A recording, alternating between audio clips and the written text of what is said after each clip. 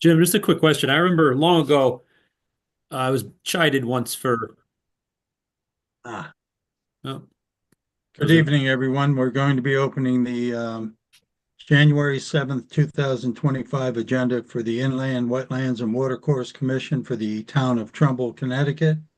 I will ask our clerk, Colleen, to do a roll call if she would. Gerard, Present? John Loria, Here. Carmine DeFeo.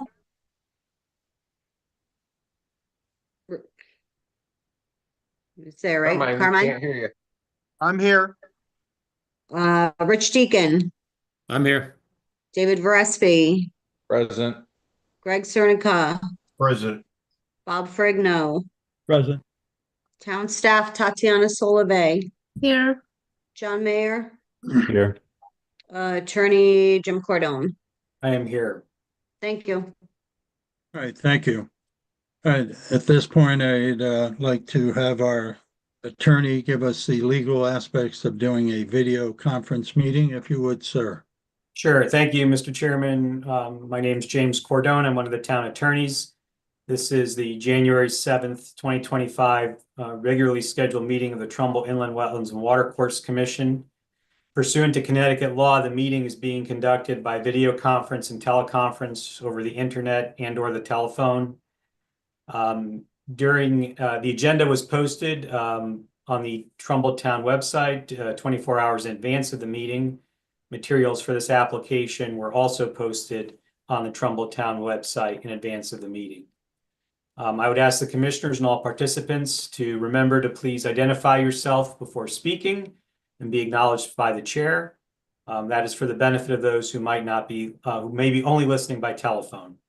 And I would ask the chairman to make sure that any votes that are conducted be by roll call tonight. Finally, I would like to advise everyone that the meeting is being recorded. Thank you, Mr. Chairman.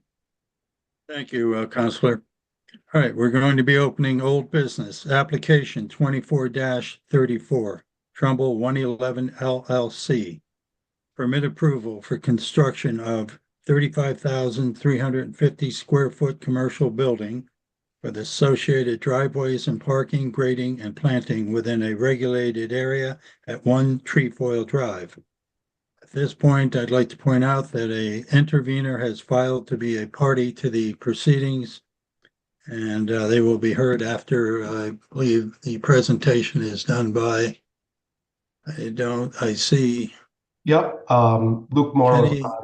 but I believe Amy Suchins and William Kenny from my team are also on and need to be promoted to presenter, if we could do that. All right.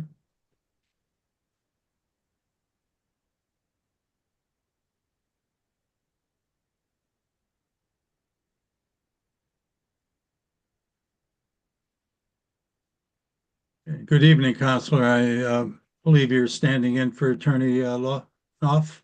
That's correct. Amy Suchins. All right, if you'd identify your law firm, your address and all that. Yep. Amy Suchins, Hurwitz, Sagarin, Schlossberg and Knopf, office at 135 Broad Street in Milford, representing the applicant. Right. Okay. It's all yours, as they say. Thank you, Mr. Chairman. As Luke noted, we're here tonight on behalf of Trumbull 111 LLC. You had obviously started the proceeding last month. We received a copy of the notice of intervention by 2 of the nearby property owners yesterday, I believe it was yesterday afternoon, and also a report that their expert submitted earlier this afternoon. So what we'd like to do is I'd like to turn it back over to Luke to walk through some changes that he's made to the plan that addressed a number of the comments that came up at last month's meeting, particularly focused on options for preserving some of the trees and a number of the other staff comments that were raised. So Luke? Yep, thanks, Amy. I'm going to share. Give me 1 second here. If everyone can just confirm they can see my screen. We can, but you have to introduce yourself, Lou. Yep. Don't forget. Okay. Yep. So for the record, my name is Luke Morrow. I'm a professional engineer, senior project manager with Soli Engineering, office at 501 Main Street in Monroe, Connecticut. Good to see everyone again tonight. Just wanted to go over a few of the alternate plans that we have prepared in response to comments received by both commission members and the town engineer, Tatiana, to alleviate some concerns, as Amy mentioned, with some of the impacts to the vegetation and other areas within the regulated upland review area. Just as a high-level overview, we had some conversations with Tatiana last week, and some of the concerns, obviously, that were raised was that there was a significant number of trees and vegetation that were being cleared, most notably around the wetland limits on the north side of the property, adjacent to Trefoil Road, and also along the slope down to the neighboring parcel to our west. So as a response to these comments and concerns, we did submit a set of 4 revised or alternate plans, we'll call them. We want to talk through with the commission tonight and then have a quick discussion as to what the preference would be in terms of expansion of the existing wetlands in the rear as we had previously proposed versus maintaining those existing wetlands in their current state and ultimately leaving that existing vegetation as a means of mitigation instead, or as our alternate we presented. So just a couple quick comments. Don't really have bearing on the alternate plan, but that were requested at the hearing last month. We are showing 4-foot high chain link fence for safety protection on the retaining walls as requested.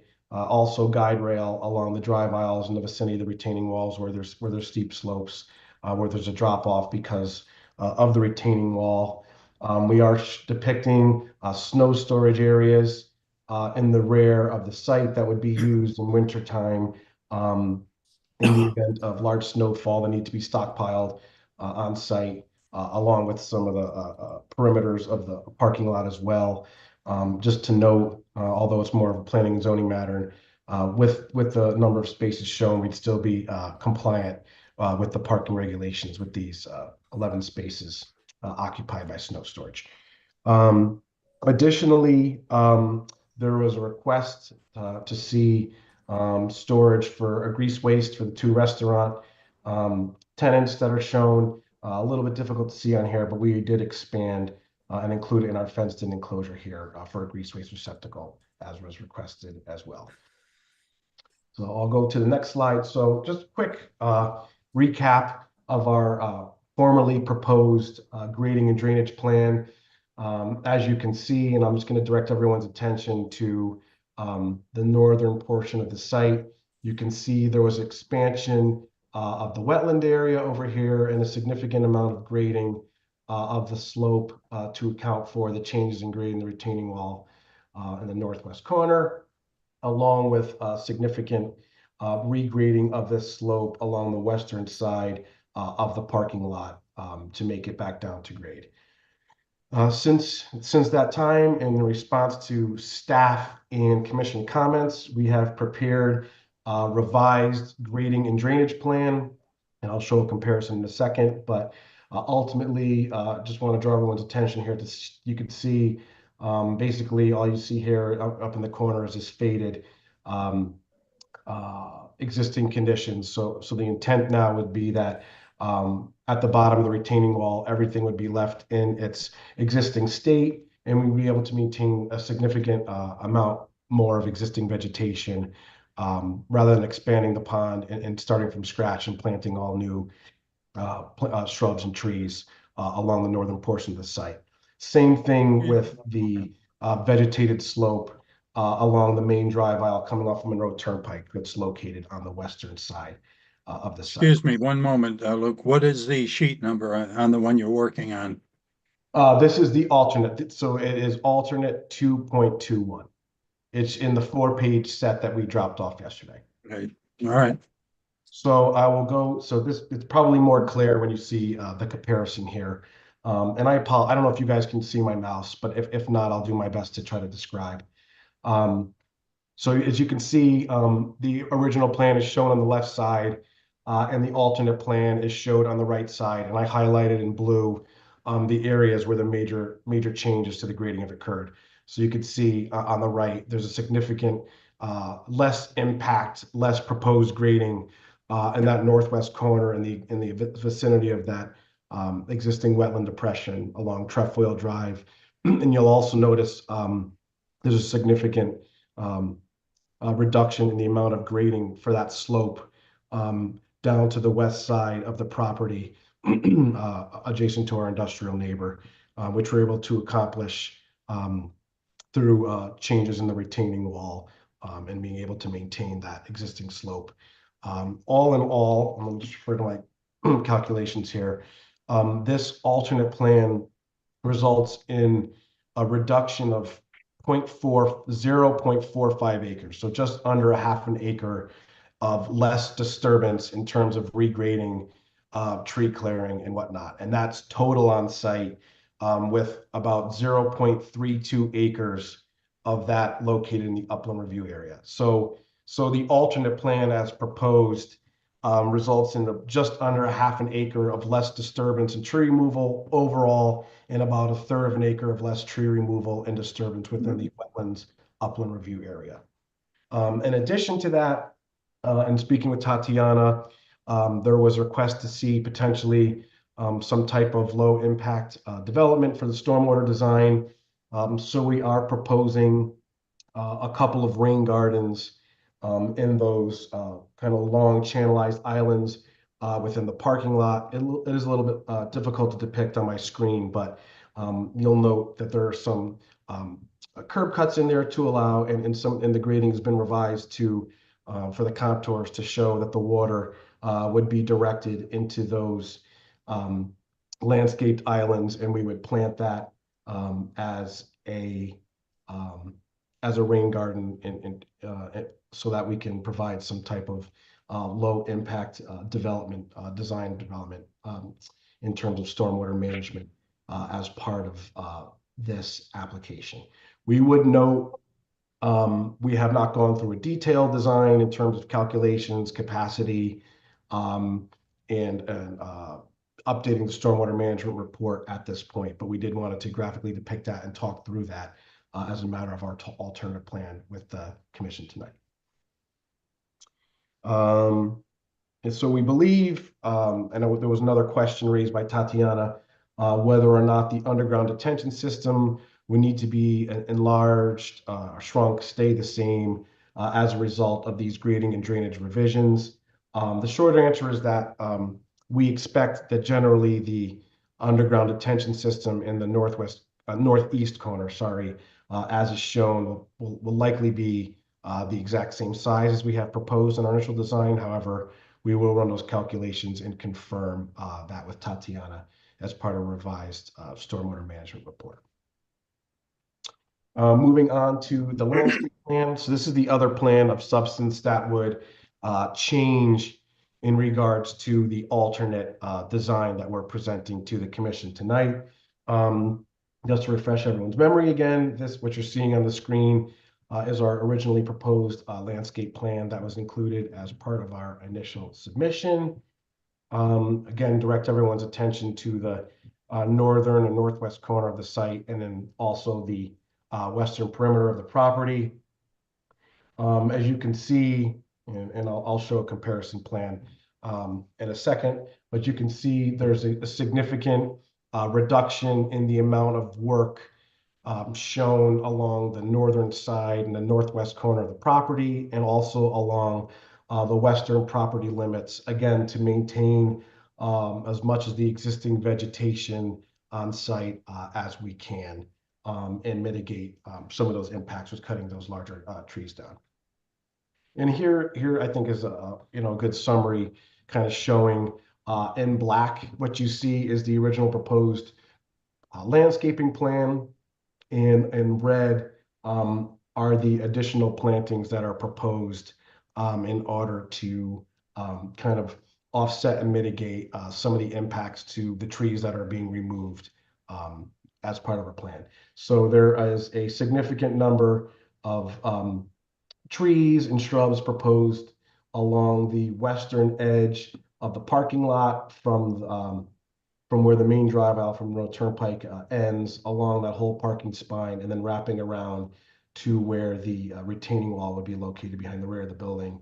And then also you'll see a number of small red circles up in the northeast corner, which are again a number of trees that would, shrubs that would be planted in the wetlands upland review area to help kind of stabilize that slope and kind of naturalize the wetland upland review areas over time to kind of help it, mitigate the impacts to the trees that will be kind of cut down, naturalize and kind of replant the forested area there.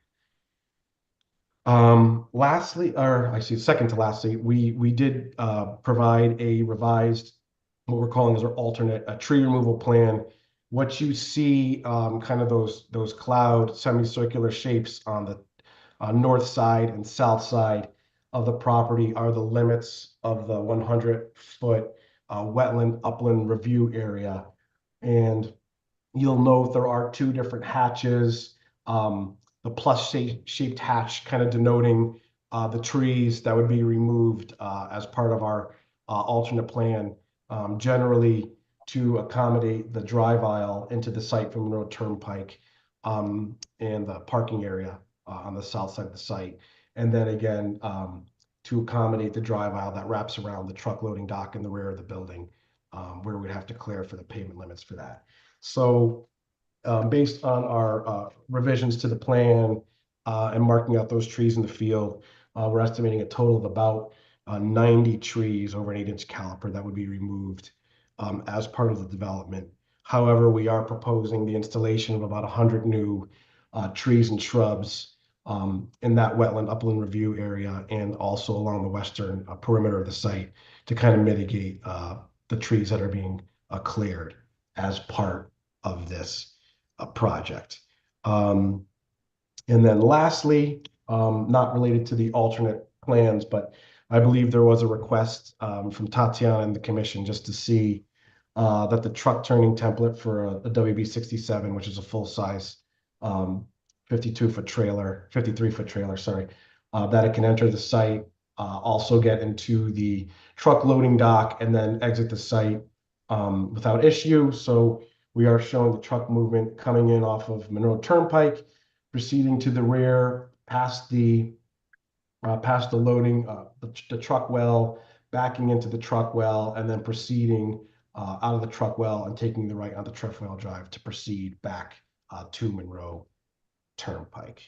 And with that, I'll just, high level note, as Amy had mentioned, we did receive the comments provided through Attorney Green for Mr. Trinkus. We haven't had a chance to really dive into them in depth, as we only received them a few hours ago, but we did have a chance to kind of review them at a high level. Based on our initial review of the comments, we don't foresee any major revisions that would be required to our plans in response to any of those comments. However, we will take anything that we think would be helpful in terms of Mr. Trinkus's comments and implement them into our design as we see fit. But we are confident that our initial stormwater design, as proposed, and any revisions to account for the tree removal and the rain gardens will be in conformance with the 2024 Connecticut Stormwater Quality Manual, and overall, the proposed site design will not have an adverse impact on the environment or the on-site wetland system. And with that, I don't know if Bill has anything else to add, or if the commission's got any further questions or comments, concerns. And ultimately, I just want to reiterate what we were presenting is our alternate plan. So I guess we would like some feedback from the commission that what we presented is preferred over our initial design and keeping with, keeping that, more existing vegetation on the site as a means of the remediation rather than, cutting those out and expanding that stormwater pond in the back of the site. Thank you. Bill, did you have any comments before I go to the commission?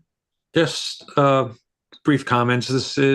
I'm Bill Kenny. I'm the principal of William Kenny Associates in Fairfield, Connecticut. I'm a professional wetland scientist and soil scientist, and just want to say that the alternative that Sully Engineering has prepared and Luke just reviewed with you, I do believe it has significant improvements and that are beneficial to the wetlands on the site. So I think it's a better plan with regard to wetland protection, and I'll leave it at that for now.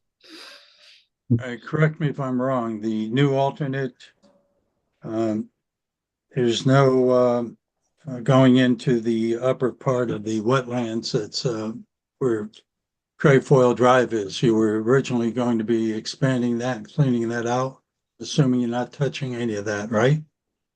Correct. The only, sorry, I'll and then Bill, you can comment. The only proposed improvement we would recommend is just removal of invasive species up there and leave all the plantings. And go ahead, Bill. Correct. Vegetation management, but no grading, no disturbance of the soils or reconfiguration or expansion of that area. So allows for you to keep a lot of the significant trees in that area. All right, Luke, I don't have a full screen. Do you have your architectural landscaper? Is he on tonight? I do not have the landscaper on. However, I can. Oh, no, I'm just asking. If he did, I was going to give him a moment to speak. So if you're good, I'm going to go over to. Yes, you can proceed. That's fine. All right. All right, I'm going to go to our engineer, Tatiana. If you can give us an overview of your thoughts. Yeah, through the chair. Actually, I see Mary Blackburn. I just promoted her to the panelist. Okay. Yeah. I know she was going to try to make it on, so I'm glad she. I'm Well, not sure if I'll- she has anything to add, but she might be able to address. Yeah, I'll Tatiana, let do you her want to have- check and see if she has any comments before you give yours?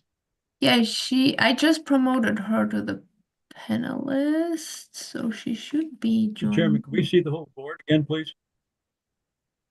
Full commission. I'm sorry, Bob, Well, do we need the map in place versus the commission seeing the commission and the guests? Can we remove the map? Oh, Luke, could you please stop sharing the screen? Oh, yes, I'm sorry. Thank you. Thank you.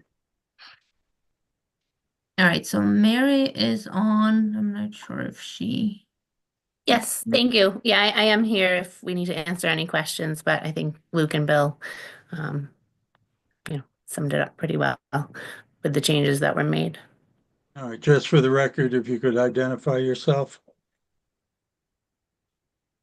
Yes, sorry. Hi, Mary Blackburn. I'm a professional landscape architect with Sully Engineering at 501 Main Street in Monroe, Connecticut. All right, thank you. All right, back to you, Tatiana.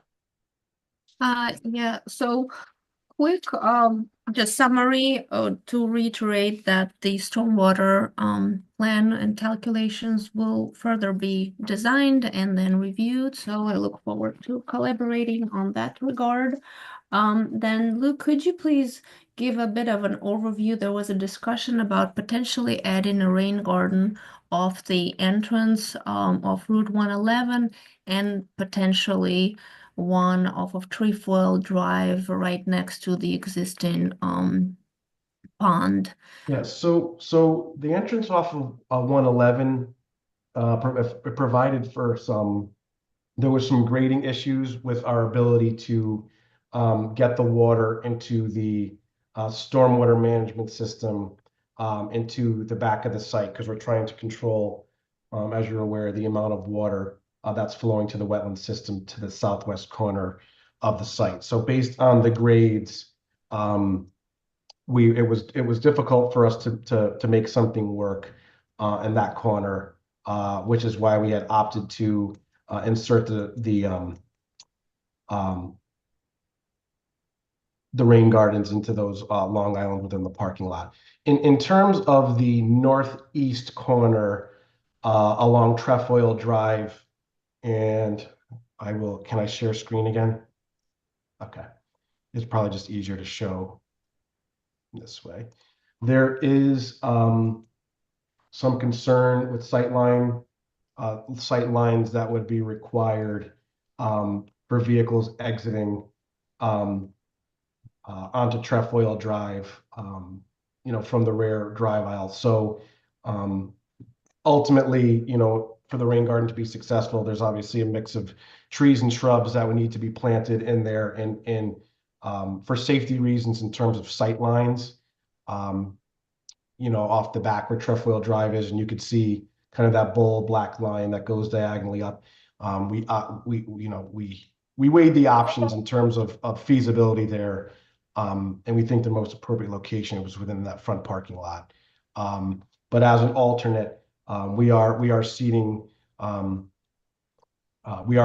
that slope with a slope stabilization mix, and if I'm misspeaking, Mary can correct me, but I believe ultimately that the mix itself has a number of seedlings for that'll produce into shrubs and other type of upland review type of plantings, and also in concert with some of the upland shrub plantings that we're proposing outside of that triangle as well. We thought it was more beneficial to do a slope type of stabilization and replanting, reseeding, and naturalization in that area rather than move forward with the rain garden for those site distance reasons. Okay, thank you for that. Yeah, no That's problem. really all I have. I think once we get revisions and direction from the commission, then we'll be able to review and provide further comments. Great, thank you. All right, thank you. All right, at this point, if you can remove your, Yep, thank you. no Okay, problem. I'm going to go to the commission comments. Through the chair. Go ahead, Rich. Thank you, Mr. Chairman. Question about the northwest corner. Sure. Some trees up there. My concern was that there was going to be some wetland mitigation in that zone. At present, is there still, and perhaps you can confirm with the new plans, is there going to be any type of wetland creation up there which would involve the depositing of new wetland soils? The intent of the new plan is to leave the limits and extent of the wetlands and that depression as is. However, we are proposing, I think, we're proposing the creation of a few hundred square feet of new wetland area in the southwest corner of the property. So that would remain. However, we would not be expanding the pond or the wetlands up in the northwest corner. Okay. And the creation in the southwest corner, is there any significant trees? Are there any significant trees in that area that might suffer from suddenly being in wetland soil potentially? It would be a handful of trees. It's not an extremely large area. It would be just, if anything, a couple at the slope over there. Quantity itself, I'd estimate maybe 5 to 10 trees. Okay. But we are proposing the installation of, on my screen here, about a dozen trees and about another dozen shrubs within that area. So we would be, mitigating any tree cutting with the installation of a bunch of new wetlands, trees, and shrubs down there. Okay, and in that southern area, that's still proposed to be a bridge over? I guess not really a bridge. Actually, it would be an acgrade. So if you're familiar with the site, you know there's about a 30-foot depression there. So rather than a bridge, it would be a filling of the depression there, and then it would culminate with about a 20-foot high retaining wall. where ultimately, where it's channelized flow from the state drainage system now, it would become a pipe flow and then proceed through the head wall on a wall there. So not a bridge in a traditional sense, as there wouldn't be an open water course underneath it. Okay. And in that area, I know you mentioned that there would be some clearing of invasives. I was just out there a couple days ago, and that whole southern area is filled with fallen trees that seem to be, in that wetland. There are obviously a tremendous amount of invasives, further plants that are going to be killed by the bittersweet if they haven't been killed already, that are going to be either falling later in the wetland or going to be a hazard. This would probably be the one time that cleanup would be Sure. an option. Is that something? Understood. That's fine. We would be more than happy to oblige as a condition of approval to clean any fallen trees up. Yep, not a problem. Okay. Yep. That's all. Thank you. Thank you. Chairman? Good, Bob. Yes, referring to that southwest corner again, how is that water gonna, it's quite a large suppression there. Where is that water going and how are you dealing with the water coming So down the parking lot? There's an 8-inch, there's an 18-inch head wall and stormwater pipe that discharges from that wetland on the southwest corner. It's actually kind of shared between our property and the property to the west. So the water is collected in that depression in the southwest corner, and then ultimately flows further west to, I believe there's another above ground pond in front of the industrial development to our west. Is that on the property we're discussing, or is it off the property? That's off the property. So the intent is to essentially match flows to the greatest extent practical to that wetland system in the southwest. But I'd estimate about 90% of our stormwater is getting directed to the underground detention system in the northwest corner of our property, so we don't inundate that wetland and cause any flooding issues. And calculations have been provided part of our stormwater report. Now, and that was, you talked about earlier, do you need any kind of state approval when you're dealing that close to the highway? So we're gonna have to go through a full encroachment permit review. We're going to be modifying the signal. There's going to be installation of guide rail, a new traffic signal, the curb cut, and ultimately there's a state drainage easement on the property right now for that open channel. So the state is going to be reviewing anything in terms of any changes to the drainage design in this portion of the property, because they do have rights over the property to drain. So they'll be providing their inland wetlands consideration as well. They would be providing their review for any type of impacts or any engineering related comments or any impacts as part of the encroachment permit review. It's also going through from a strict traffic perspective. It's also going through Office of the State Traffic Administration for a major traffic generator. So there's going to be several rounds of engineering review, traffic review, stormwater review by the state of Connecticut. On the back of the property, the northeast corner, it seems to be quite a bit of the upland review property is being taken up by bituminous, by buildings, and you're at the very edge of the wetlands. Do you need that property for development? Why is it so close to the wetlands, and why are you so far into the upland review area? So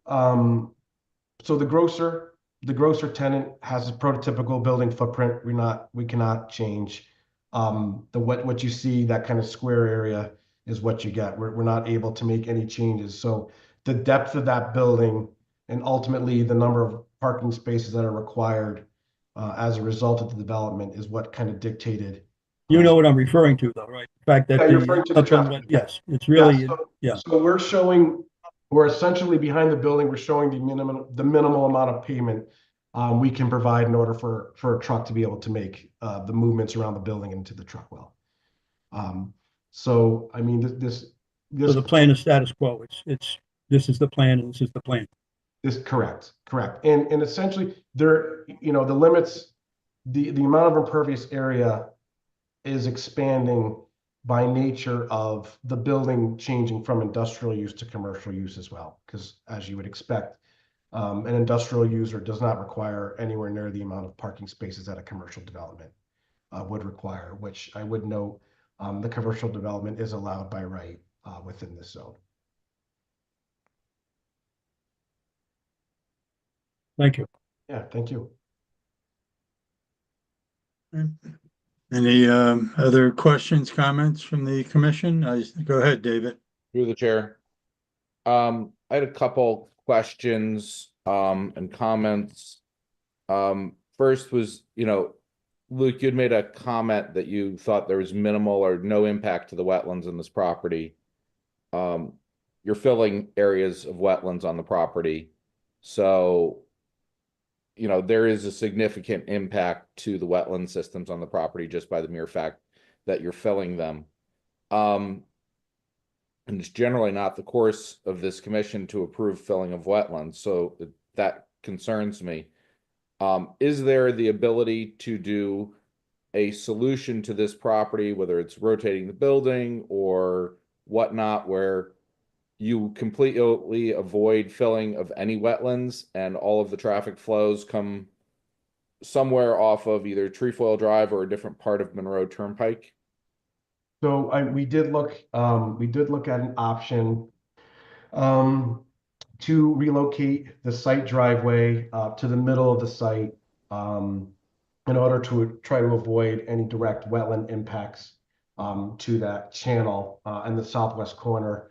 Ultimately, it doesn't provide, from a traffic perspective, it doesn't provide, and I'm looking at my screen realizing I'm not sharing it, but ultimately it doesn't provide enough distance between the two signalized intersections with Trefoil Drive and then the signalized intersection to the office building on the opposite side of the street in order to allow for a safe and efficient flow of traffic to and on the site from Monroe Turnpike. And in terms of a sole access from Trefoil Drive, truck movements, trucks wouldn't be able to enter and exit and traverse the site as they would need to with the sole entrance off of Trefoil Drive. Additionally, Monroe Turnpike, as you're aware, is a lot busier road. It's more suitable for this commercial type of traffic. Trefoil is generally quiet. We're showing the exit onto Trefoil Drive more so for truck access or egress, I should say, rather than we don't envision it to be a main entrance for most of the patrons that are going to be visiting the facility. So it's there more to allow for the truck access to the site. But without the two curb cuts as shown, in our professional opinion, the site wouldn't be developed as developer entails to do so. You couldn't pull two driveways off of Trefoil Drive? A second driveway, because of the grading of Trefoil Drive, the grade changes by about 30 feet from the intersection with Monroe Turnpike to the bottom, to the southwest corner. Any other additional curb cut in Trefoil Drive would be too close to the intersection for safety reasons. Or on the other side of the wetlands? Correct. That would be, well, yes, it would. There wouldn't grading. We wouldn't be able to accommodate the site grading because where you see the curb cut now on Trefoil Drive versus the northwest corner where the wetlands are is about a 15-foot grade change. We wouldn't be able to make that up in that small area. The design as presented was developed off of evaluating a number of factors, most notably the grading that's going to be required in order to make the truck access work and also, accommodate those drive aisles at a reasonable % grade that the state would accept. So there's no way to develop this site for commercial use that you envision maximizing the building area and providing maximum parking without filling the wetlands? That's correct. It's not, in our opinion, it's not a feasible and prudent alternative. The changing course here a little bit, Sure. Reviewing your grading plan and looking at the grading, you're pushing all of the water to the south, the southern corner of that parking lot. So the grading directs all of the water down in that direction. There's no way to encourage some of that water to go into a rain garden there in that front corner and then Nope. connect an outlet to the 18-inch pipe and the catch basins in the entrance drive? We can If certainly, you're already pushing all the water in that direction and piping it back around the building. yeah, well, and the reason the water's pushed to that direction is because naturally the grade of Monroe Turnpike also drops about 25 feet from Trefoil Drive to our site entrance. So in order to avoid retaining walls, within the building setbacks and along the road, the parking lot has to kind of follow the grades of the road, in order to be able to accommodate that. So, I will say this, we can certainly look at revisiting it, again, to see if it is feasible to put something in that southwest corner. I know we wouldn't be able to direct it to the underground detention system in the rear. I'm just concerned that we don't want to inundate that wetland system in the southwest corner with any additional substantial amount of runoff and flow there. So we'd have to find a way to kind of mitigate the amount of water that would get there. But we can certainly, as we're looking at these revisions and kind of finalizing our plan report, we'll certainly give it another look and see if we can do something there. Have you done an analysis of how much water actually off the existing site goes into that front wetland area? Or We what percentage do. of the We site? have. What was that? Say again? I didn't catch you. Yes, we did. Hold on one second. We provide calculations for all the 2 through 10 year. But in the existing condition versus the proposed condition, Yes. is that a balanced situation where the It's- same amount of it's a- water that was it's a there ba- before is? It's a balance for the 5 through the 100-year storm events, and there's a slight increase in the 2-year storm. However, we modeled the size of the pond and confirmed that the pond is able to withhandle the somewhat limited increase in flow going to it. So it would just be, like I said, it's something we can certainly look into, but we would just have to be, careful in seeing that if we were to put a rain garden in that corner, that the flow coming out of it would be minimized in order to not inundate that stormwater system and cause some flooding. But we'll certainly give another look. Okay. And I have not had a chance to review the revised planting plan Nope. yet since it just came in, but. Sure. And I can tell you, I believe there was a request to change some of the maples within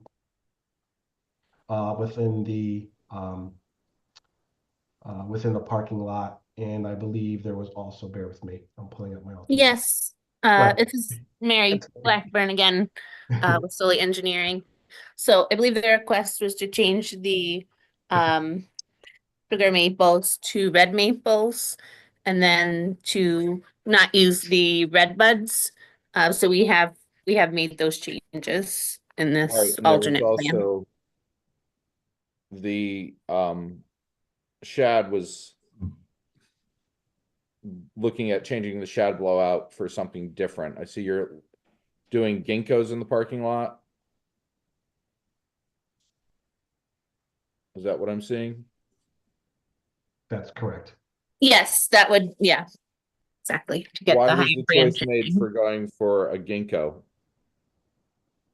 We could swap that out for a different overstory tree. We were just trying to get the 6-foot high branching.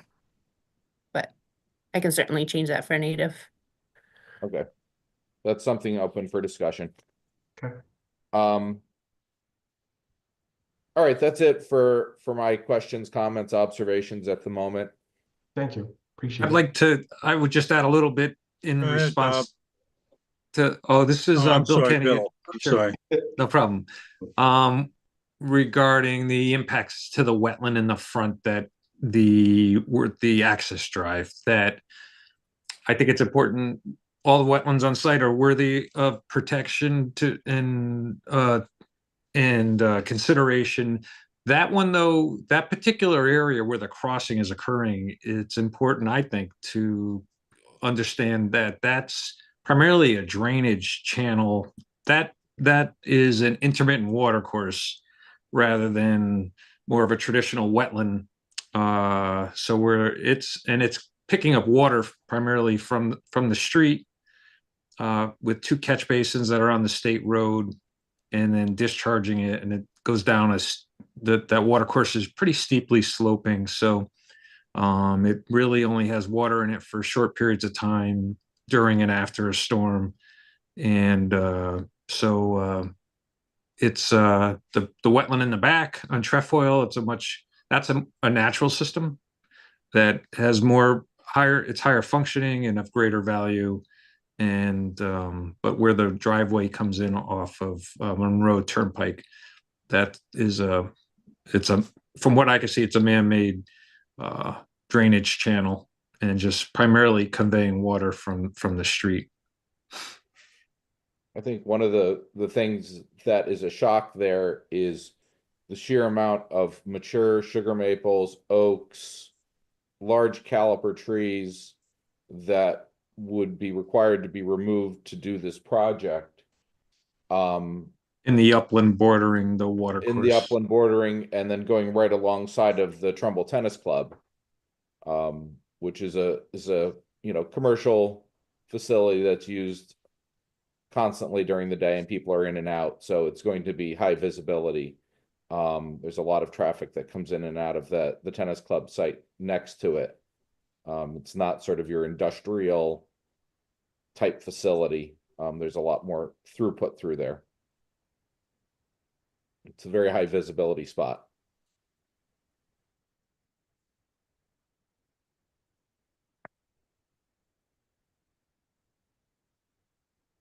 Bill, I think you're muted.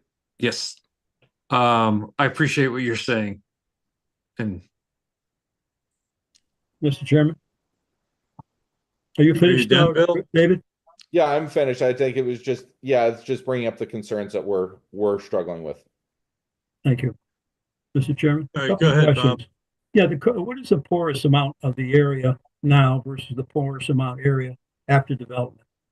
What's the ratio now versus the percentage? Impervious coverage.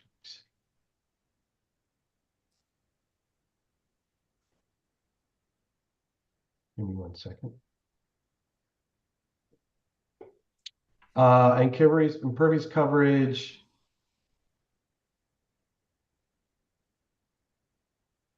Goes from about 40% to about 68%. And, to add some dialogue there, again, the size of the buildings is generally the same, maybe slightly larger, but the reasoning for that is because the parking requirements for a commercial development are much larger than they are for an industrial development. Just clarification, you're saying you're only losing 18%, you're adding 18% of what porous, non-porous rather? I think it would be 28, 60, 40 to about 68. Yeah, before you said 40 to 58, that's 18. So 68, 6. Oh, 68. Yeah, but, the regs do allow for up to 80% total. Okay, per the regulations by right, we would be allowed another 12% if we wanted. Okay. Yep. With the development completed, what percentage of the water is being redirected to the water retention system? Probably, I don't have an exact number, but probably somewhere close to 90%. 90%. Yeah, it's essentially everything in the paved areas and the roof runoff. It's all, with the exception of a small portion of the main drive aisle off 111, the entire site is going to that underground detention system. Thank you. Yep, no problem. Through the chair, Go ahead, Carmine. by the P and Z regulations, how many parking spots are required? 190. 190? Correct. And how many are there? 201. So, and just for noting purposes, we're proposing 11 parking spaces to be used for snow storage, so that in the event, snow needs to be stockpiled, we would still be parking compliant. So we're slightly over parked, but not significantly. I was just wondering whether or not any reconfiguration could be done to be able to pull the whole building farther to the south so that there is less potential impact to that northern wetland area.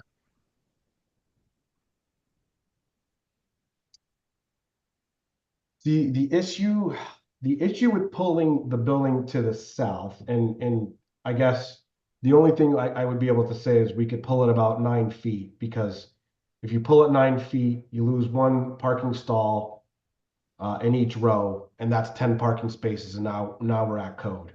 Right. But the building was sited, and the driveways were set so that we can make the grading work. From 111, it's a slope up from 111. Let's see, from 345 up to 360. So our drive aisle increases 15 feet from 111 into our parking lot.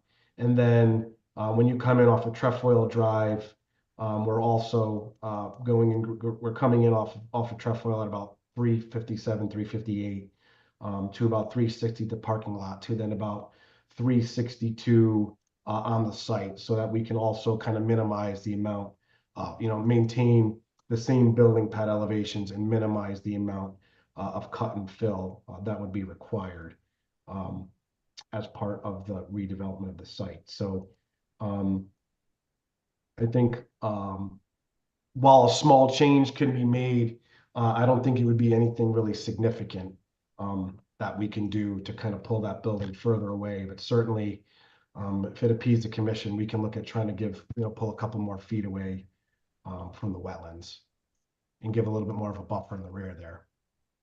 And if you are able to pull it forward, is it possible to where you can lower the whole site to keep the same angle of that drive?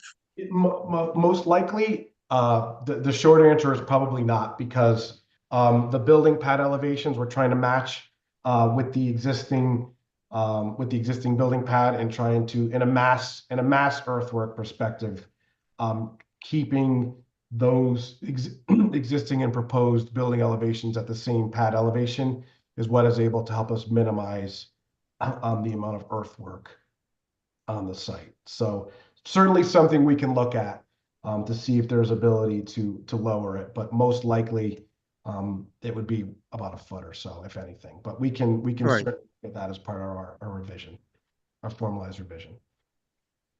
And are there any other areas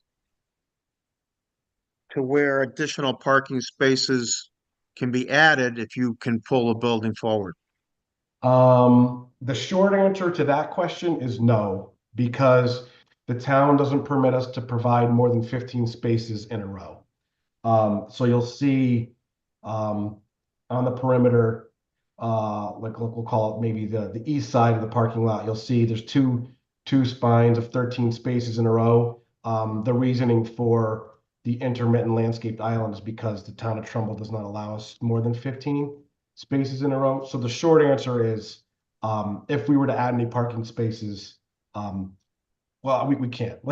We can't because of the minimum internal landscaping requirements that are required. We're also required to show those landscaped islands every four spines longitudinally as well. So hence why you see the landscaped island in the middle of the parking lot, and then again the one on the east side of the parking lot, because we cannot propose more than 4 spines without 8-foot wide landscaped island, or more than 15 parking spaces in a row without a 9-foot wide landscaped island.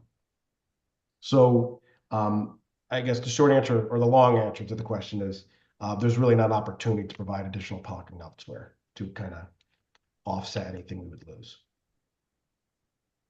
Thank you. Yep, no problem. Through the chair. Go ahead, David.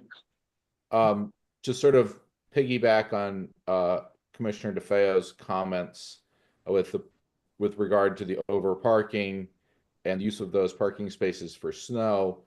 Is there an opportunity to say the rows of parking along Route 111 or along the entrance drive, doing those as like a permeable pavement, like a grass grid paver, so that when they are stockpiled with snow, the snow is infiltrating as opposed to, you know, running off and going into the drainage system? Certainly something we can, again, consider. I know for maintenance reasons, I know it a lot of times it's not preferred, but it's certainly something we can chat with the developer about and then provide a definitive answer at next month's meeting. Okay, thank you. Yep. Greg, did you have any comments or questions? No, the question I was gonna ask was already asked. It was so rude of that person, right? All right, John, any comments or questions? At this time. No? Okay, any other comments, questions? Go ahead, Yeah, Bob. question, Richard, a question to Richard. Richard, were you referring to pollutants, potential pollutants getting into the runoff and looking for some kind of a system for dealing with pollutants off the pavement?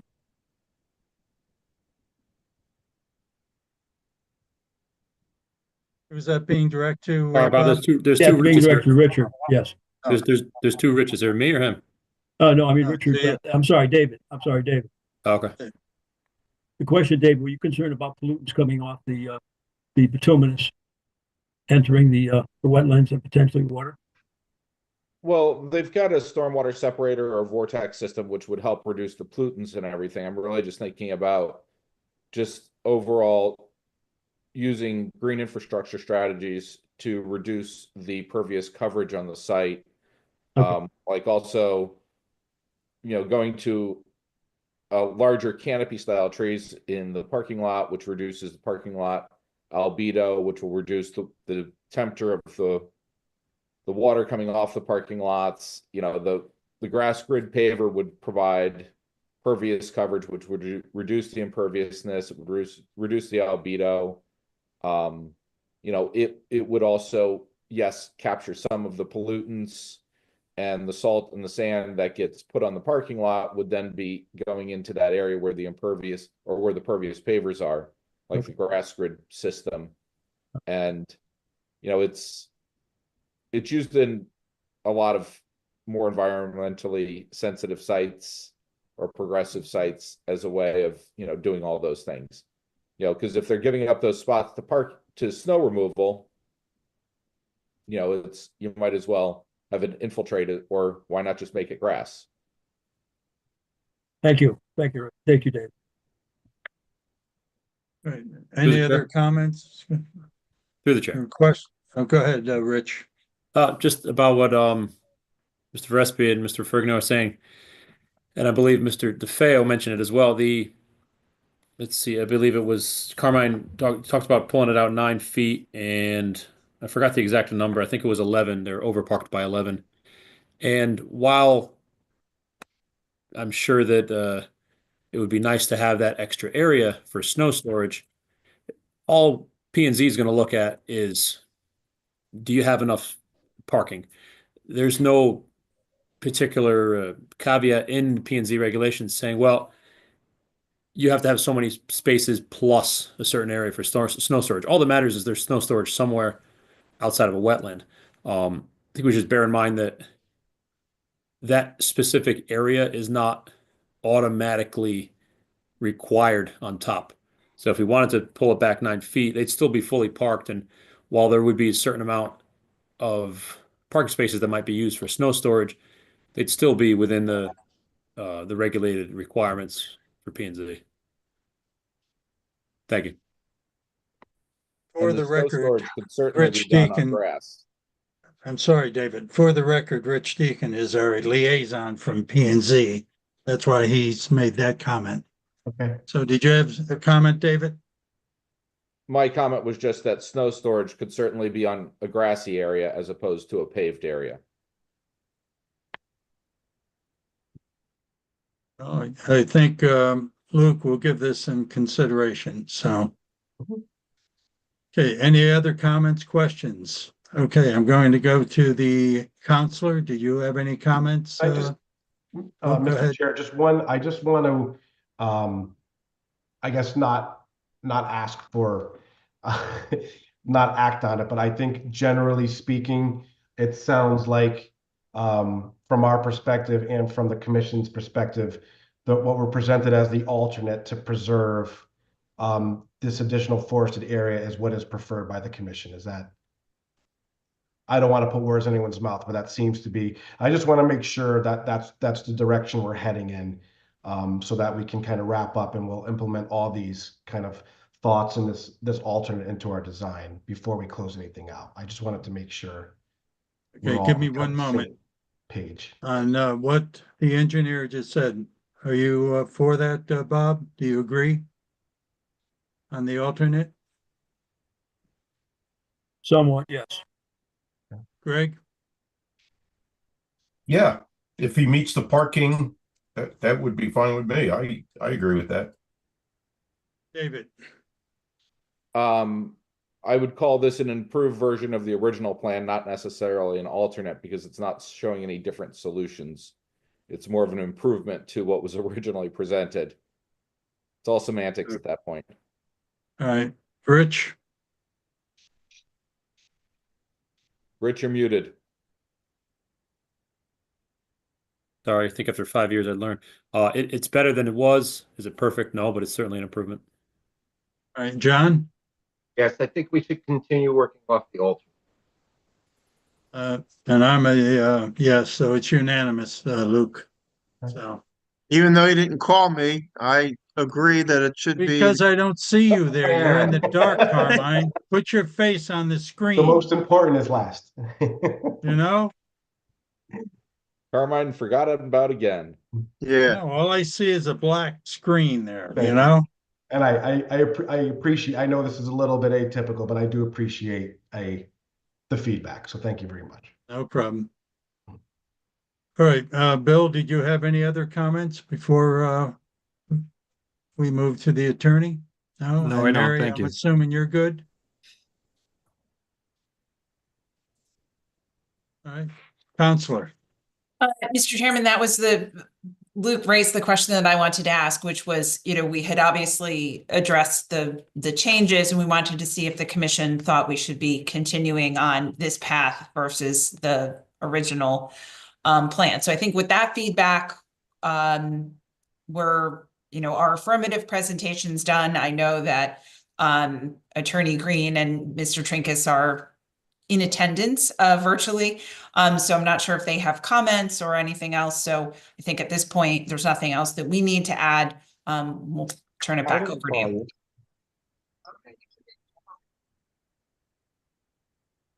All right. Bill, can you promote Attorney Green and his engineer for me?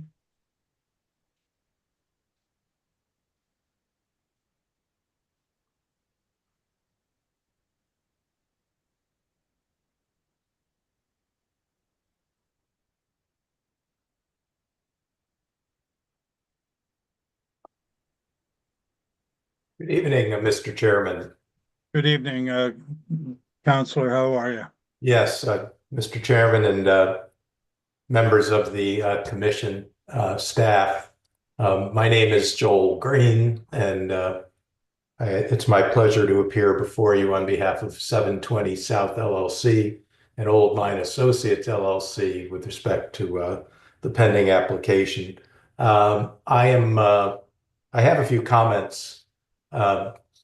But I think I lead with a few questions, and that is just procedurally, Mr. Chairman, do you anticipate, or does the applicant anticipate filing revised plans at this point? And I understood based on the comments from the commission that there may be additional filings. Is that the case? Yes. Yes. They're going to rework the alternate and address some of the issues that the commissioners came up with tonight. So, I guess my response then would be, do you want the intervener to present based on the current iteration, or is it the pleasure of the commission that we respond to the revised plan? You have Mr. Trinkus's letter. We're happy to go through it. I'm happy to provide some comments. It's up to, I respect the commission's time. And I don't know whether the applicant would address some of those comments or whether you want us to go through them now. if you like, but keep in mind with Mr. Trinkus, it came in late. I know I didn't get to review anything that any of his comments, so. Well, and just not by way of excuse, but by way of explanation, I'm relatively recent to this application, and Mr. Trinkus is very new to this application, and we were aware that there were revised drawings, and Attorney Suchins was good enough to email them to me last evening. So we've been scrambling as well.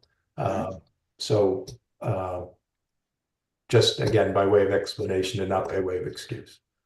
Oh, no excuse. We literally got these today ourselves. So why don't you go ahead and, address the alternate with your thoughts?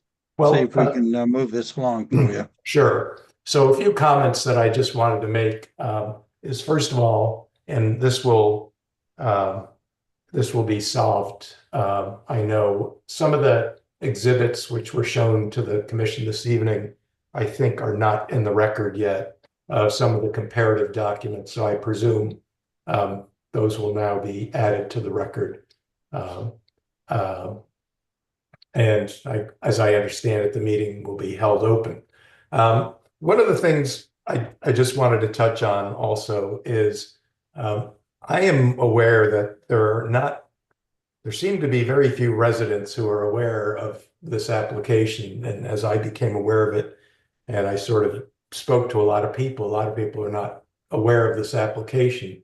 And I was surprised when I first saw the application and when I saw the notice on this, that this has not been scheduled for a public hearing by the commission. And I'm certainly, a petition has not been filed, but as I noted, that's many of the commissioners noted this evening, there are significant impacts on wetlands that are posed by this application. I note that your section on public hearings provides that the commission shall not hold a public hearing unless the agency determines that the proposed activity may have a significant impact on wetlands or watercourses. And I think Mr. Varespi noted, obviously, when you're filling a wetland, as is being done here, and we can argue about the significance of the wetland, but one thing's for sure, it is a defined wetland, and it is being filled. So I'm just a bit surprised that I guess I would ask if the commission would consider scheduling this for a public hearing in view of the status of this application. It's going to be modified anyway, and that way the public would become aware and provide some input.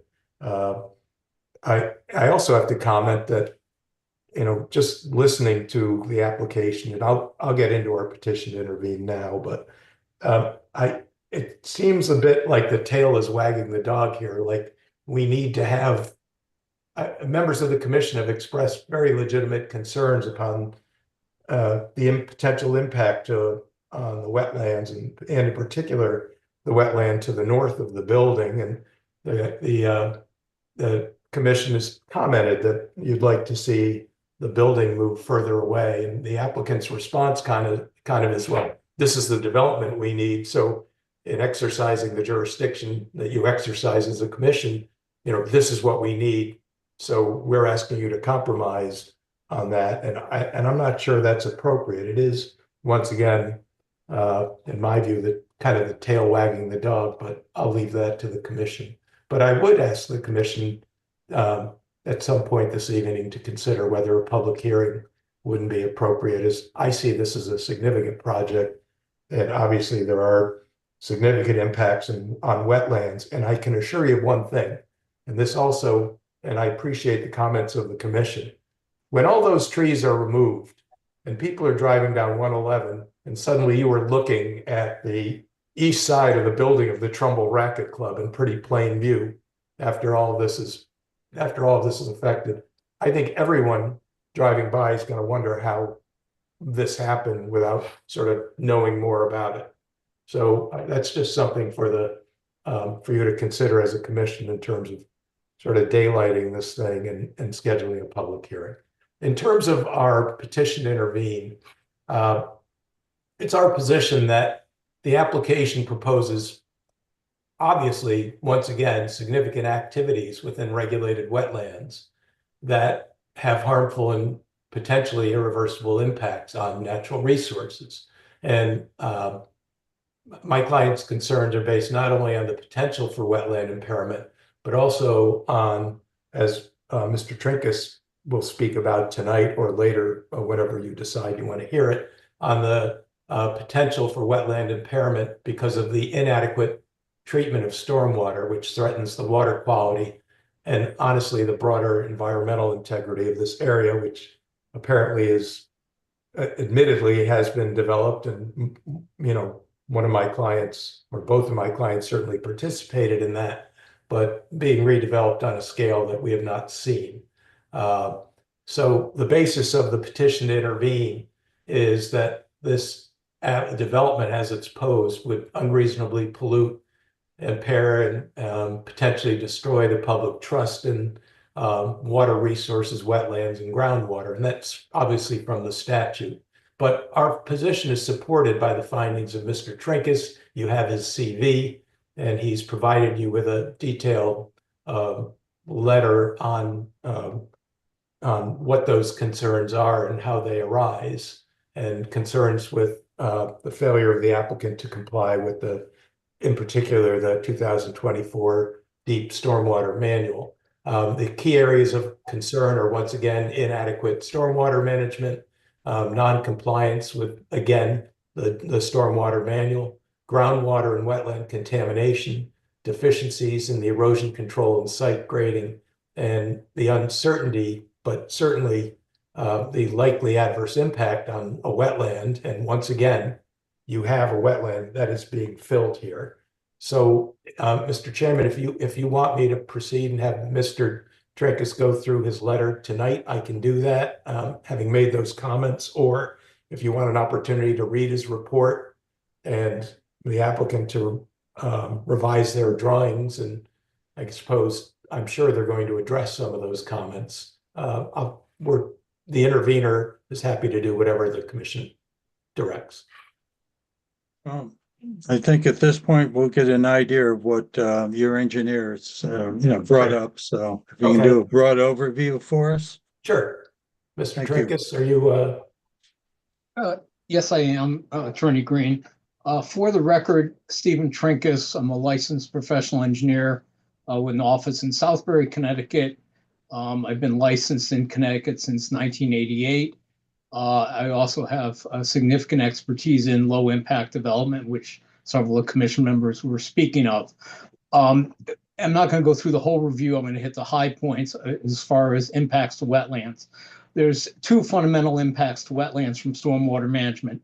Increased pollutant loads, which get into wetland systems. It can adversely affect water quality, which therefore affects organisms in the wetland systems.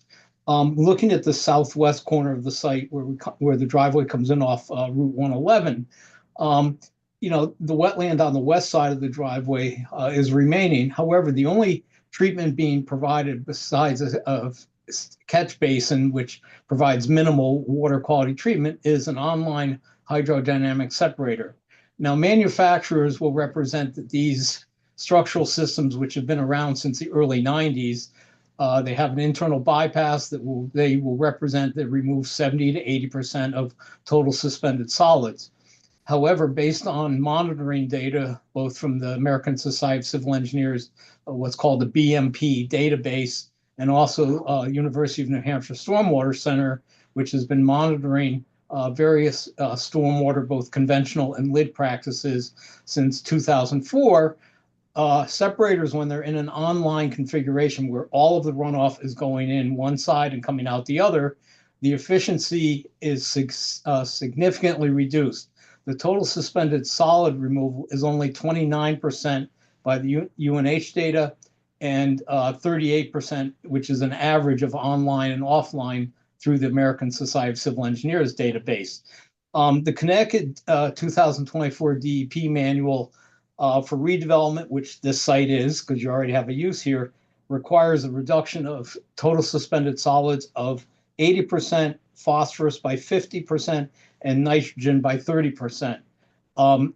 The systems proposed here do not do anything for nutrients. There's very little removal rates for them, but at 29% for a total suspended solids, if the goal is 80, you're not anywhere close. So the southwest corner wetland will get increased pollutant loads from the driveway, which is, pitching in the direction of Route 111. Additionally, there's no stormwater detention on this driveway, and as several commissioners pointed out, there's no runoff going into this wetland except the DOT water, which currently discharges to it. So you're going to have increased runoff volumes that are going into this wetland area. The problem with increased runoff volumes is that any wetland or watercourse will flow for a certain height and a certain duration based on a given rainfall event. When you have increased runoff volumes, it will flow perhaps at that nominal height for a much longer period of time. And basically the stream physically does not like that. So what the stream starts doing is eroding the channel banks to widen itself, basically to provide an equilibrium. That's what the stream itself is trying to do, and that's the only thing the stream can do here. As it was pointed out, there is this 18-inch pipe that is off-site to the west of the site. And without seeing where it goes, there could be further adverse impacts downstream. Now that they've eliminated the roof drains from going into the wetland up in the northwest corner of the site, all of the stormwater was pointed out is now, going from the southwest corner pretty much up to the northeast corner, again, where we have online separators and then an underground infiltration system. Based on the test pits, it appears the soils are sandy. However, the test pits are not deep enough to ensure that there is a compliance with 3-foot separations to groundwater or bedrock as required by the 24 DEP manual. So additional test pits would have to be done here. The problem with sand and gravel soils is water moves through them extremely quickly. I think everybody kind of knows that. However, when you're dealing with water quality, you have to clean it up really well before you dump it into a gallery system like this, because there is no treatment of the pollutants, in the sand and gravel. The water is simply moving too fast. While some suspended solids can get trapped on, obviously this, the bottom of the soil in a gallery system, other pollutants, especially soluble pollutants, in which are nutrients, metals, and hydrocarbons, all of the what we call non-point source pollutants come in both particulate and soluble form. And the soluble ones pretty much go right through systems. As there has been a movement for years of owners and our state highway systems and our town highway systems to eliminate or minimize the application of sand on our roads during the winter. They're all using the brines or the rock salt. So we're reducing the sediment that gets put on a parking lot where some of these pollutants might attach to. So more of these pollutants stay in a soluble form and then get discharged through these systems. And the separators do not do a good job on soluble pollutants. They pass right in because they're in solution. So you will be polluting the groundwater on the site, which ultimately from the northeast corner is going to move through the site and ultimately probably to that southwest wetlands. So those are the primary issues. Now, looking at the alternative plans that were submitted last night, for 2 rain gardens, low impact development strategies have to be designed in the beginning of a site design. When you place them, quite honestly, when the entire site design is in these 2 small islands, it's termed greenwashing. It's not an effective approach. It makes the project look green, but functionally it's not green in any shape or form. If you look at the plans, you can see that some of the rain gardens are over where the existing building is. The rest of them are, over the existing parking lot. Rain gardens are infiltration systems. You need suitable soils under them. We have no idea whether the soils are remotely suitable for this because of where they're located under the existing building and parking lot. You likely have common or structural fill that has been compacted to support both of these. But even based on the grading on the plan, there's very little area with these notches water that will actually go into these rain gardens. So these do not provide much in the way of treatment, except they look pretty on a plan. There's other issues within the stormwater report, but the primary issue is the increased pollutant loads to both the groundwater from the underground infiltration system and the direct discharge into the southwest wetlands. And the southwest wetlands also gets increased runoff volumes. Both of those will cause adverse impacts to the wetland system. So that's all I have to say at this point. I will, defer other comments till we see revised plans. Thank you. Mr. Chairman, may I just ask Mr. Tracus a couple of questions? Fire away, sir. And may I screen share?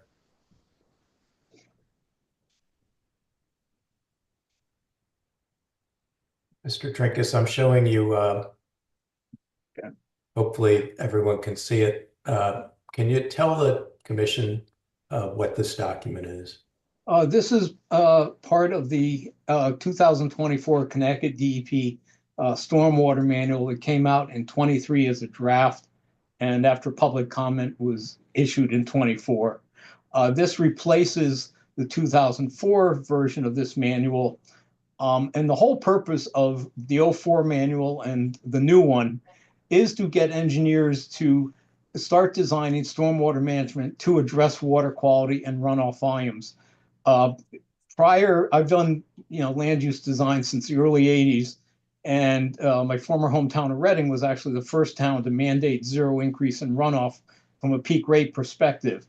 But, through the 90s and early 2000s, that's been the driver of stormwater management. Match the pre-development peak rate and we all go home. So the purpose of both of these manuals has been to get engineers to, design systems to reduce pollutant loads.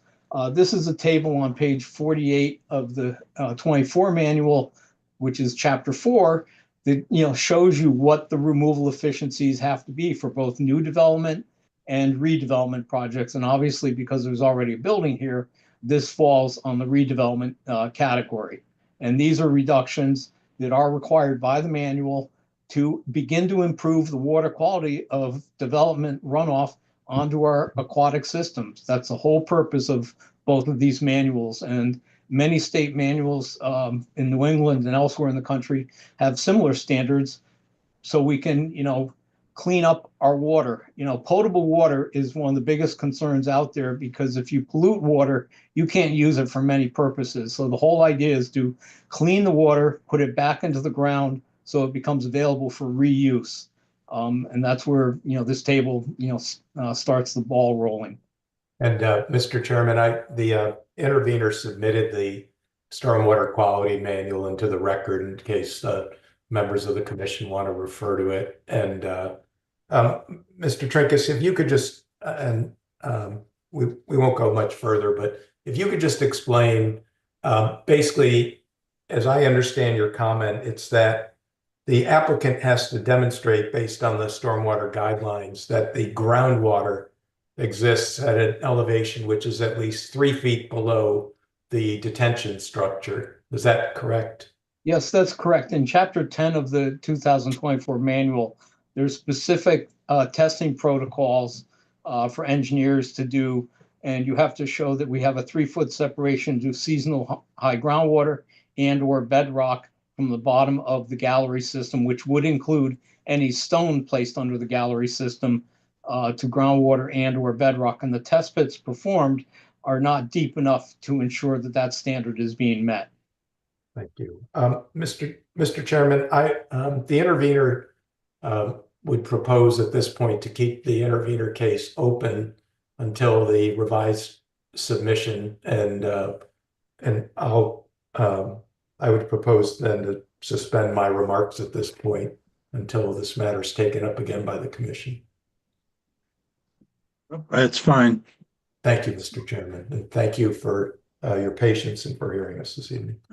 Mr. Chairman, I have one question of Mr. Trinkus before he You steps have to down. introduce yourself, Counselor. Sorry, Amy Suchins, attorney for the applicant. Go ahead. Mr. Trinkus, the stormwater manual is a guidance document, correct? That's the language DEP used, yes. It's not a regulation, correct? Not according to DEP. That's all. Thank you, Mr. Chairman. May I just follow up, Mr. Chairman, with a follow-up question? You have to identify yourself, Counselor. Thank you, Mr. Chairman. For the record, once again, Joel Green representing the interveners.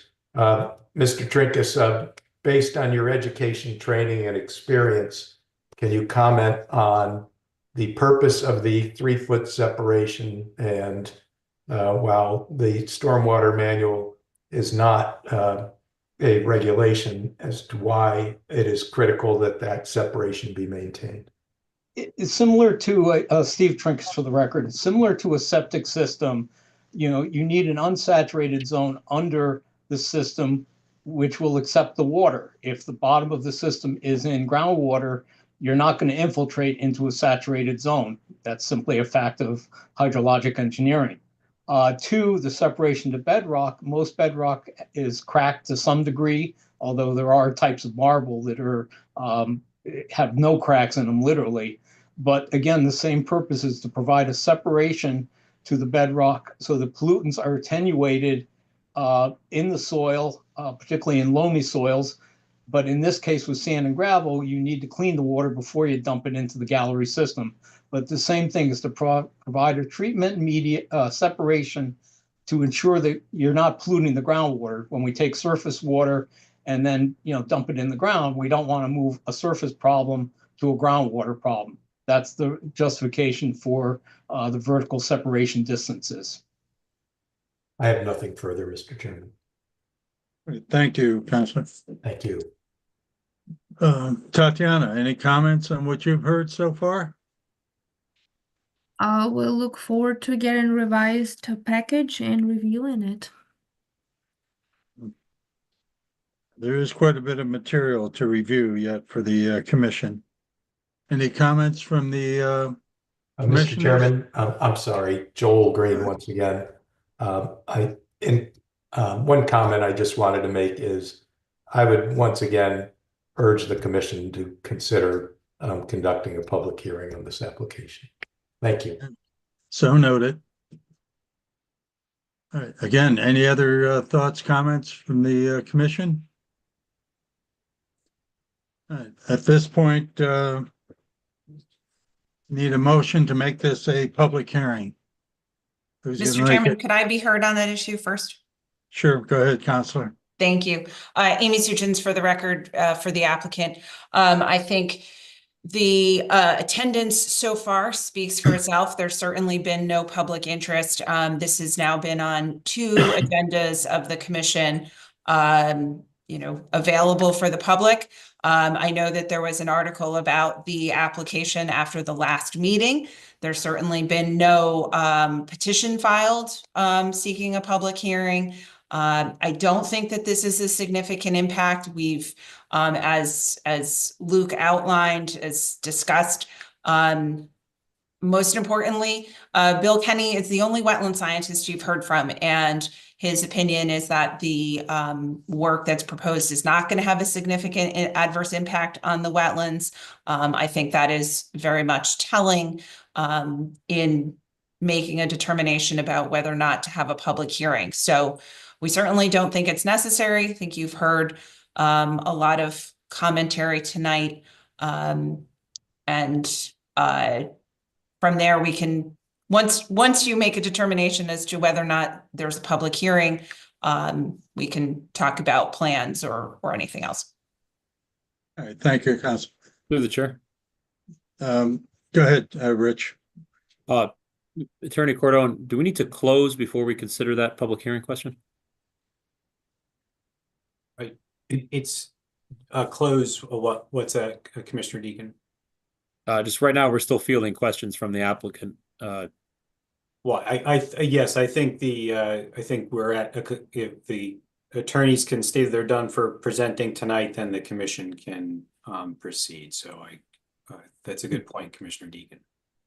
I'll make a motion to close the public hearing for. No, there's no public hearing right No, now. no. I guess we're just confirming that Attorney Suchins and Attorney Green have completed their presentations for the evening. Is that correct, counselors?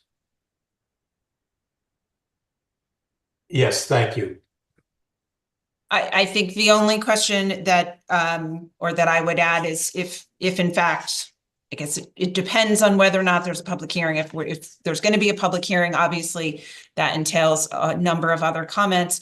If we're going to proceed without a public hearing, I could just outline what we anticipate, having plans ready and things like that. But that was the only other comment I was going to make. Okay, fair enough. I think Attorney Suchins is reserving the right to speak again after we make a determination on the public hearing. And I had Joel Green for the record. I similarly suspended my comments on the intervention and pending whatever happens here. All right, I'm going to go to our legal Attorney Cordone. What are your thoughts? Originally, when this first came, I didn't do a public hearing because it was going commercial to commercial. And on first, look at it, it didn't seem like there was going to be that much to it. So what are your thoughts? Well, Mr. Chairman, what's important is what the regulations require. So, and that's my job, is to advise you on the regulations. And there's three reasons for a public hearing. One is that a petition has been filed within a timely manner by a certain number of residents. That time has passed. The second is that it's in the general public interest. You can have just a decision that's in the general public interest. Or the third, which is usually not a common one, candidly. The third one is you must make a finding that there may be a significant impact on wetlands. That's what we discussed, if I recall, in the last meeting, where there was discussion as to whether there should be a public hearing. The commission did review that and came to, there was no motion to move forward with a public hearing at that time, that basically the impact to the wetlands was minimal and that you did not feel it was necessary. So unless the commission has got a new set of facts or looked at things differently, you sort of made that determination last month, but you could have a motion tonight and have a formal vote as to whether you think you should have a public hearing. Well, you pretty well outlined what we went through last month. And again, I felt it was minimal, especially the entrance. I do kind of agree it's an intermittent stream. If the applicant possibly can move this forward, maybe not affect the back, that could be another alternate. We could review that. So Through the chair. let me just do a quick straw poll. Bob, are you okay without doing a public hearing? Yes. Carmine?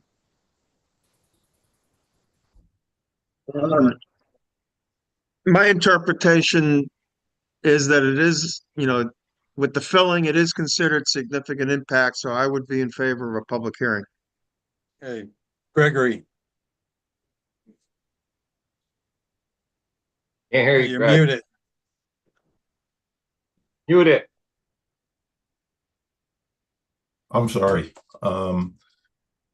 Same thing with the driveway off of Monroe Turnpike, all that. And some of the filling going in there would be a public hearing. So you are in favor of it? Yes. Okay. David? I'm in favor of public hearing on this application as well. I think it's in public interest. It's certainly a high visibility site. John? I didn't think a public hearing would be necessary, but if the commission wants one, I have no objection. However, I don't think we're going to have very many people at all based on what we saw from Trumbull Center's public hearing on a Zoom. Okay, so are you a yay or a nay? I'm neutral. I don't have a neutral one, but, Okay, I'm yay then. Let's have a public, because that's Okay. what we're leaning. well, if that be the case, there's already 4 for it. Rich? Public hearing. Okay, it's 5-2, public hearing. Mr. Chairman, we should make a formal motion No, and we will, but I'm just saying. thank you. And there needs to make a determination as to whether it's in the general public interest or because you believe there may be a significant impact. You have to decide what is the basis for the public hearing. I'll make a motion. Let's do it for the public interest, Rich. So Go moved. ahead. I'll make a motion that this application move forward to a public hearing as it's in the general public interest. Okay, I need a second. I'll second that. Seconded by David. All in favor? Aye. Yes. Okay, Bob's a yes, Greg's a yes, David's a yes. John, yes or no? Yes. You're a yes. I'm, Rich is yes. Carmine? I'm a yes. And I am too, so it passed unanimously. All right, with all that's being done, as we get these, I think we're gonna have to be walking this again. But there's still quite a bit to review. If we can get this in, I'd like to propose another walk on the 27th of January at around 3. Provided we can, get everything. All right. So is there anything else that has to be discussed before I Yep. close? Go Yes. ahead, John. What should we see different now on site? Would more trees be marked, or what will I see different if I want it up there for this next walk versus the one I just did a week ago? Well, the first walk was different than the second walk. And that we saw different I did an independent borders and walk. different things. So. But again, it's something I just think would help us. But are we asking the applicant to mark anything new? Well, I think part of it's gonna have to do with the changes they make, and if they do some changes, then I'd like to get out in the field, so I think we'll know that by Luke, let me ask you, we're looking at the 7th. Do you think you can have a couple of your changes done in a couple of weeks that we could review it? Yes, that's feasible on our end. All right, and at that point, I'm gonna put a tentative that we would walk it on the 27th if we feel that, we see there's significant changes and things that we want to review. All right? And that Yeah, would be Mr. at 3 Chairman, one o'clock. question. Mr. Go Chairman, one ahead, question. Bob. Yes, the new proposal, is this going to be addressing the concerns of the intermitter? For example, the pollutant issues, is that going to be reviewed? or could be We'll rearranged by- provide, we'll provide, in addition to revised plans and engineering report, we'll provide a response memo to Okay, the comments. thank you. Yep, you're welcome. Yep. Thank you. And that Through will- the chair, Go ahead, through the Carmine. chair. I would like to see as an alternate to the alternate, that possibility of removing some of those parking spaces and pulling everything farther south. Yeah, the 9 feet. Yep. Yeah. noted. Okay. Is that something you can do for us, Luke? Yeah, we'll evaluate that, yep. And if we All do, right. it'll be reflected in the revised plan. All right, I think that would solve some of the issues for you. Any other comments, questions before I close? Yeah, through the chair. Go ahead, Yeah, Rich. I just wanted to confirm when we're talking about this 9-foot Carmine line, does he want it out in the field or do you want it on the map?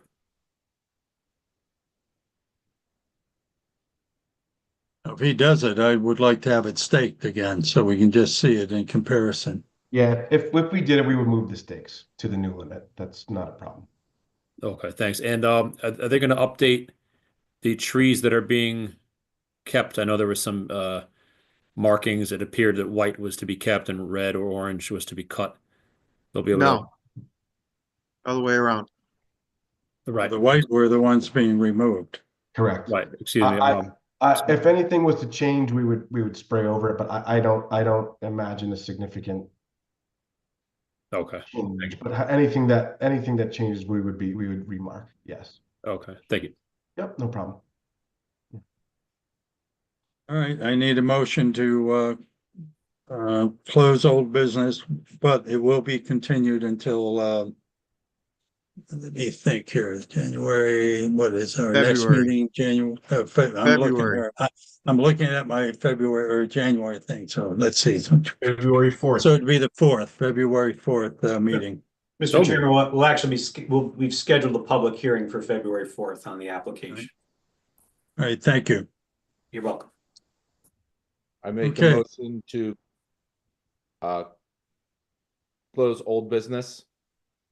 All Second. right, seconded by Bob.